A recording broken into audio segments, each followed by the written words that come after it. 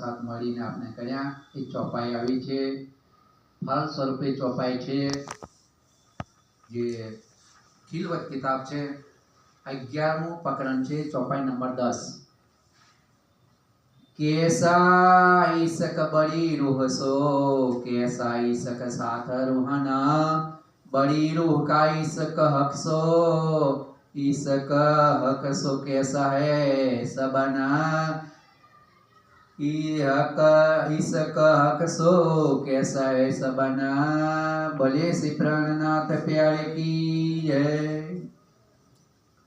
दामनादनी अक्षराशी कृष्ण पार्वण परमात्मा अपने ચોપાઈથી સમજાવે છે કે જે મૂલમલામાં પરમધામમાં ખિલવત ખાનામાં ખિલવત એટલે મૂલમલાવો જે મૂલમલામાં બેસીને જે વાતો થઈ છે જે ચર્ચા થઈ છે સંવાદ થયો છે તો એ વાતોને અહીંયા આપણને જાણ કરે છે ચોપાઈથી કે કેસા ઈસક બળી રૂહ સો બળી રૂહ એટલે શ્યામાજી केवो छे श्यामाजी नो प्रेम केवो छे कैसा ईसक साथ सबन એટલે રોહન એટલે કે જે સાથ છે સુંદર સાથ જે બધા છે સખીઓ જ બધા છે એમનો કેવો છે પ્રેમ બળી રૂહ કા ઈસક હકસો અને બળી રૂહ છે એટલે કે શ્યામાજી છે એ રાજજી પ્રત્યે કેટલો પ્રેમ છે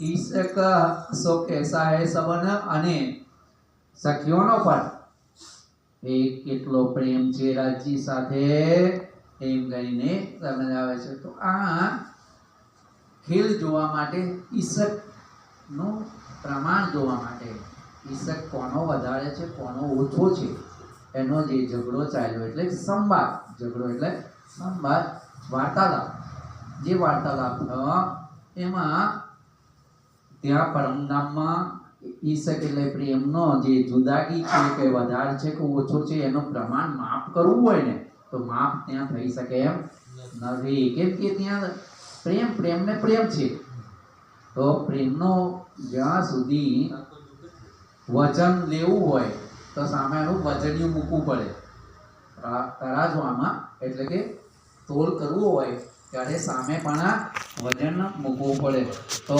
ખબર પડે કે આ કિલો કે 2 કિલો હા મને મૂકે નહીં એમ એમ કે આટલું છે તો આ ખબર પડે ના ભાઈ આ તો ખોટું યાર તમે મને છેતરી જશો એટલે માપ મૂકવું પડે વજનિયું મૂકવું પડે એમ આ ઈસક કેવો છે કેટલો છે એ ત્યાં નિર્ણય ન કરી શકાય એટલા માટે ક્યાં જવું પડે ઝઘડો થયો હોય તો ઝઘડોનો ન્યાય કરવા માટે કે કોર્ટમાં જવું પડે હા કોઈ પંચાયતમાં કોઈ પંચને ભેગું કરવું પડે તો એમ આ રીતે રાજજી મહારાજ કે અહીંયા તો એનો નિવેડો આવે એમ નથી તો તમારે ખેલ જોવા જવું પડશે દુઃખરૂપી ખેલ જે છે ત્યાં જશો અને ત્યાં ઈસક જોવાશે કે ઈસક બરાબર કોનો હતો ને કોનો ઓછો છે એ બધું માપ ત્યાં મળશે એટલા માટે પહેલા ક્યાં આવ્યા ગોકુળમાં વ્રજમાં પછી ક્યાં આવ્યા રાસમાં અને પછી પાછો રાસમાં ખેલ્યા પછી પાછા ગયા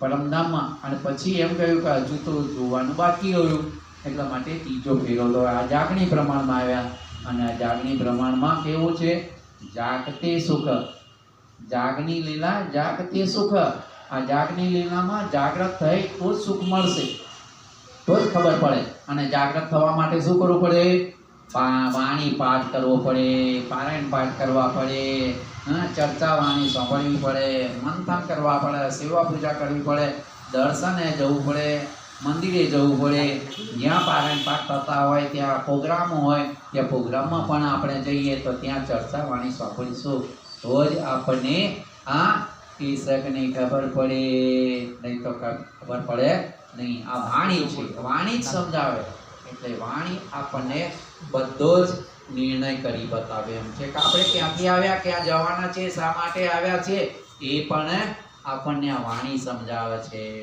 આપણે શું કરવા આવ્યા છે અને આપણે શું કરવું જોઈએ એટલે દુની અને મોમીનનો ફરક બતાવ્યો છે તફાવત બતાવ્યો છે કે દુની ચલના એની ધીમી मोमिन चलना आसमान, मोमिन क्या चले आसमान, એટલે આસમાનનું બધું કરે છે. આસમાન એટલે કયો? ચોથો આસમાન. 4 આસમાન બતાવ્યા ને, નાસોત, મલકોત, જબરૂત અને લાહોત. આ 4 આસમાન એટલે ચોથા આસમાનનું જે કરે ચિંતન, મનન, મંથન જે કરતા હોય એટલે એ ચોથા આસમાન ચાલ્યા કહેવાય. એટલે આસમાન ચાલે. અને દુનિયા, આ દુનિયાદારીનું હજી ભક્તિ ભજન જે કરે છે ને એ દુનિયાદારીનું કરે, એને કહેવાય દુની ચાલ કહેવાય. મોમીનની ચાલ આસમાન અને દુનિયાની ચાલ દુની, એટલે કે દુનિયાનું જ બધું કરતા રહે એને દુની. એટલે તફાવત છે. ને આટલો બધો તફાવત પણ સ્પષ્ટ કોણમાં બતાવ્યો છે? શેમાં બતાવ્યો છે? આ વાણીમાં બતાવ્યો છે કે ભાઈ કોનું વર્તન કેવું હોવું જોઈએ.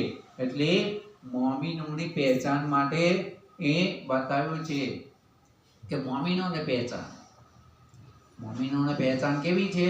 વાણી સાંભળતા એને કેવું થાય? તત્ખીન સાંભળવા માટે તરત જ ઈચ્છા થઈ જાય કે વાણી મારે સાંભળવી છે. એટલા માટે આ વાણી આપેલી છે. તો વાણીથી આપણને ખબર પડશે. નિર્મળ થવાય. નિર્મળ થવા માટે વાણી પાઠ કરવો જોઈએ. તો રાજજી મહારાજ ખૂબ કૃપા કરે, ખૂબ મહેર કરે.